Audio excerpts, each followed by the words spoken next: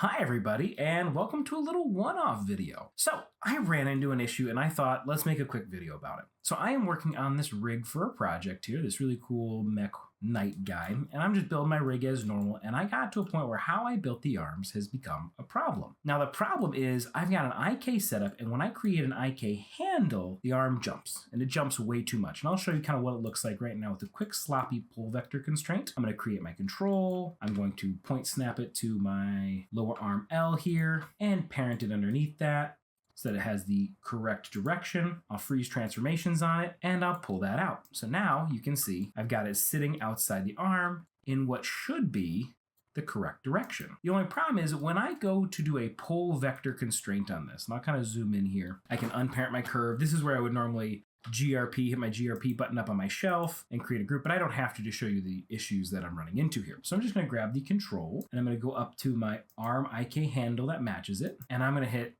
pull vector constraint. And when I do this, watch the elbow. Let me actually go ahead and hide some stuff here. All right. We are just looking at the arm. So pay attention to the elbow when I go to create this pull vector constraint. So click on my curve, click on my arm IK handle L, click on pull vector constraint, and you'll notice it jumped a lot. I'll hit Control Z, and that's how much it jumped. That's a huge jump, and I don't want that to happen. So I was confused. I had to go online, I had to look this up and find a good kind of way that makes sense to get rid of this, and somebody had a very creative solution that fixed half the problem. And I had to go through and kind of figure out the rest. So these are the steps I took to make sure that it doesn't jump and that the sphere that I created stays in line with the elbow. So I'm gonna delete this sphere for now. Let's go ahead and hide our arm meshes altogether because I just need to be able to see my IKs right here. I'll get rid of my hand animals because those are just kind of, once again, in the way. So I'm just focusing on the joints. And so the control I'm gonna use, I'm gonna hold down space. I'm gonna go to Mesh Tools, and I'm gonna go to my Create Polygon tool. You can go to the additional options box.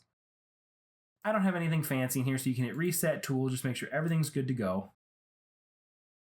And then what I'm gonna do is, with that already set up, I'm gonna hold down V as in Victor, and I'm gonna click on my joints. I'm gonna click on a joint here, click on the joint here, click on the joint here, and it creates a plane for me. And I can hit Enter, and there, it's created a plane.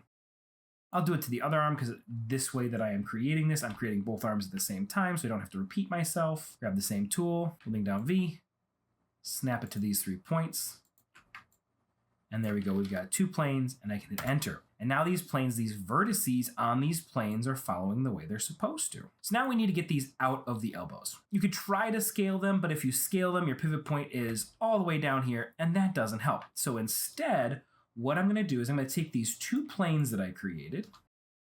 I'm gonna go to vertex mode, and in vertex mode, I'm gonna change how I move this to my normal axis. And if I do that, you'll notice our V in our UVN axis here is following the direction of the triangle. So I've got that side right there, and I'm just gonna go ahead and move that out. I'll see if I can't do the same thing to this side at the same time.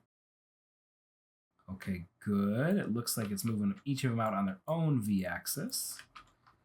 I'm worried that it wasn't doing it on its own V-axis, but it looks like it is. So bring those 2 out pretty far. I don't want it to average them. I want it to assess both of those individually. We can bring our arms back, see if we're sitting out far enough.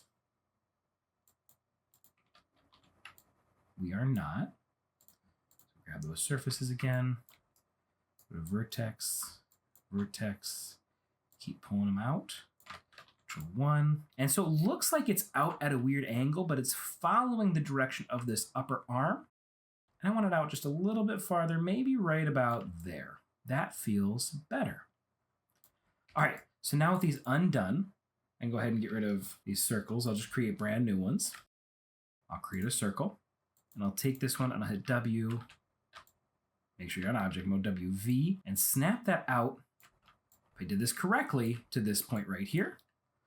Create another circle, same thing, WV. So now you can see they're sitting right here. Let's go ahead and try our pull vector constraint. So I'm gonna go ahead and grab that curve, grab my arm IK handle L because I'm on my left side, my pull vector, and if this works correctly, we're focusing on this arm right here. If this works correctly, this IK arm shouldn't move. Let's cross our fingers. I'm trying this live with all of you. no movement. Perfect. Let's repeat it. Let's do the other side. Arm IK handle R. Reason why I'm double checking both sides is because I moved these out at the same time to ensure they were going the same distance because we want everything to be symmetrical. Hit that pull vector constraint, no movement. So there you have it. There is an easier fix if your IK arms are jumping. If they're moving in a weird place, this is a great way to make sure that these controllers don't force that move, because when we create our IK FK blend, it would automatically shift a little bit, and we don't want that. We want this to kind of stay perfect with our bind skeleton. So I'm going to go ahead and delete these planes and delete these circles and do this a little bit more properly, naming them, making sure I'm freezing transformations, putting them in their GRP node, and getting this cleaned up a little bit nicer, making sure everything is scaled properly and in the proper place. But that is what I'm going to do in the end. And that's the fix. So if you've got jumping IKs, and it works for knees too. If your knees are jumping, if you have any IK that's jumping like we saw in the beginning, this is the solution. All right, everybody. Well, thanks for watching. Thanks for being here for this little Maya patch video. I don't know what to call it yet, but I will see you in class.